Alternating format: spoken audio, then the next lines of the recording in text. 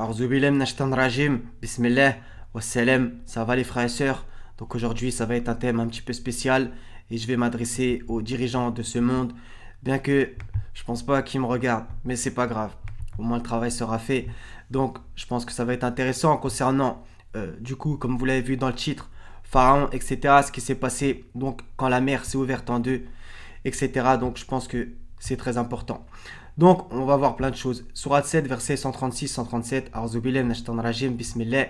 Alors, nous nous sommes vengés d'eux. Nous les avons noyés dans les flots parce qu'ils traitaient de mensonges nos signes et n'y prêtaient aucune attention. Et les gens qui étaient opprimés, nous les avons fait hériter les contrées orientales et occidentales de la terre que nous avons bénies. Donc ça va aussi nous concerner, bien entendu. Et la très belle promesse de ton Seigneur sur les enfants d'Israël s'accomplit pour prix de leur endurance. Et nous avons détruit ce que faisait Pharaon et son peuple, ainsi que ce qu'il construisait. D'accord? Pharaon égara son peuple, etc. Alors que justement, il a osé dire, ça c'est Allah qui relate ça dans le Coran, je ne vous guide qu'au sentier de la droiture. Donc, ces gens sont pharaoniques, ceux qui nous gouvernent, etc., avec ce système pyramidal. Et donc, j'ai des messages à vous adresser. Donc, ce qui est intéressant, c'est Pharaon et son peuple, puisque voilà, justement, son peuple aussi a fait n'importe quoi, en majorité, je pense. Ainsi que ce qu'il construisait, on va voir à propos de la tour. Donc, par exemple, dans la Bible, on voit souvent le verset qui revient sans cesse. L'Éternel endurcit le cœur de Pharaon, et Pharaon n'écouta point Moïse et Aaron selon ce que l'Éternel avait dit à Moïse. Donc, l'Éternel endurcit le cœur de Pharaon, ça revient plein de fois dans l'Exode. Sourate 10, verset 90 à 92, qui va être ultra important. Et nous fîmes traverser la mer aux enfants d'Israël, donc c'est un peu le thème de ma vidéo. Pharaon et ses armées les poursuivirent avec acharnement et inimitié. C'est exactement ce qu'ils sont en train de faire avec le peuple. Puis quand la noyade l'eut atteint, il dit, je crois qu'il n'y a d'autre divinité que celui en qui ont cru les enfants d'Israël, et je suis du nombre des soumis.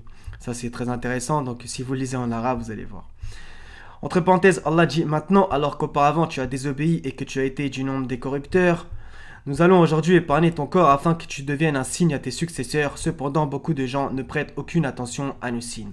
Justement, donc c'est un peu ça aussi. Pourquoi je fais cette vidéo à propos des signes et d'être attentif le plus possible et que le Seigneur nous les montre et surtout qu'on les reçoive et qu'on les accepte. Donc voilà, donc il y a pas mal de choses et que de signes desquels les gens se détournent. Donc, on continue justement, Sourate 7, verset 146, donc c'est plus ou moins dans la foulée de ce que j'ai sorti tout à l'heure, du 136 au 137. J'écarterai de mes signes ceux qui, sans raison, s'enflent d'orgueil sur terre. Ces gens-là sont ultra orgueilleux, ils sont millionnaires, milliardaires, ils pensent qu'ils vont jamais mourir. Bande de buveurs de sang. Même s'ils voyaient tous les miracles, ils n'y croiraient pas. Et s'ils voient le bon sentier, ils ne le prennent pas comme sentier. Mais s'ils voient le sentier de l'erreur, ils le prennent comme sentier. C'est qu'en vérité, ils traitent de mensonges nos preuves et ils ne leur accordaient aucune attention. Voilà. C'est exactement ça. Donc, on voit bien ces choses-là. Sourate 4, verset 78, ça encore, c'est un message que je veux leur adresser. Où que vous soyez, la mort vous atteindra. Fussiez-vous dans des tours imprenables.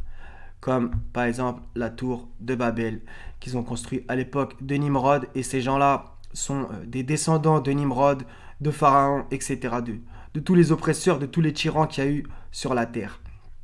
Et donc cette tour de Babel est le symbole justement de ce système pharaonique pyramidal. Donc comme on le voit, elle est grande en bas et elle finit petite en haut. Donc ça représente, on va dire, en mode imagé, les castes sociales, d'accord? On est beaucoup tout en bas. Donc justement, c'est de Dubaï, le Burj Khalifa. Quand même, c'est quand même incroyable. Ils osent l'appeler Khalifa. Alors que le calife dans le Coran, c'est Sourate 38, verset 26. Ô David, nous avons fait de toi un calife sur la terre. Et regardez, je vous incite à être curieux justement, allez le lire en entier, regardez ce qu'Allah dit à David, etc.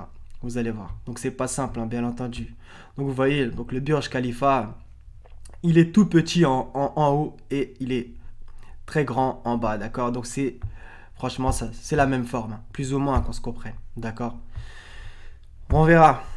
Donc Sourate 40, verset 37, verset 36. Et Pharaon dit, ô Haman, bâtis-moi une tour, peut-être atteindrai-je les voies des cieux. C'est pas ça?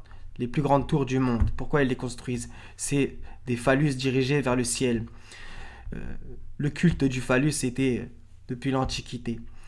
Et Pharaon dit, ô Haman, bâtis-moi une tour, peut-être atteindrai-je les voies des cieux. et apercevrai-je le Dieu de Moïse, vous imaginez, hein? Mais je pense que celui-ci est menteur. Ainsi, la mauvaise action de Pharaon lui parut enjolivée. D'accord? C'est le diable qui enjolive les mauvaises actions. Et justement, ils ont tous traité les messagers de menteurs. On s'est moqué de messagers avant toi, etc.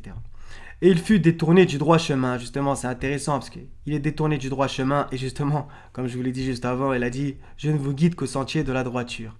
Et le stratagème de Pharaon n'est voué qu'à la destruction. C'est intéressant, le mot destruction. Et on l'a vu tout à l'heure, justement, ainsi que ce qu'il construisait, d'accord? Donc, ça peut aller plus loin qu'une tour, bien entendu. Il construisait le mal, etc. Justement, le verset 38. Et celui qui avait cru dit « Ô mon peuple, suivez-moi, je vous guiderai au sentier de la droiture ». Vous voyez la phrase de quelqu'un qui a cru, mais lui, pour le coup, c'est bon, d'accord? Alors que Pharaon, lui aussi, a sorti cette phrase, mais il égara son peuple. Et il était lui-même égaré, bien entendu.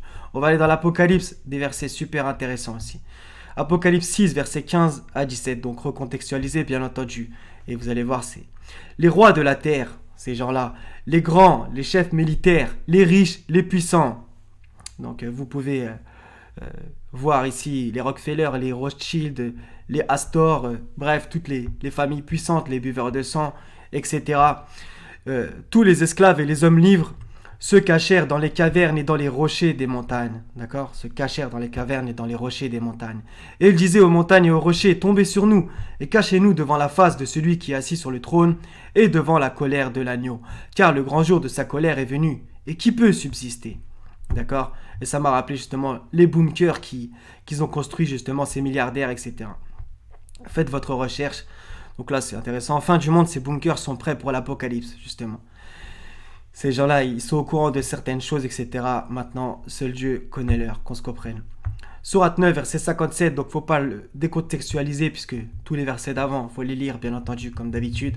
Maintenant, ce verset 57, il est très intéressant, puisque s'il trouvait un refuge, des cavernes ou un souterrain, il s'y tournerait donc et s'y précipiterait à bride abattue. Et juste au-dessus, mais ce sont des gens peureux, d'accord? Donc ces gens, pour l'instant, ha ha ha, hi hi hi, mais bon, moquez-vous, nous nous moquerons comme vous vous moquez. On va terminer par ce verset-là, le verset 10-50. Dit, voyez-vous, si son châtiment vous arrivait de nuit ou de jour, les criminels pourraient-ils en hâter quelque chose? D'accord.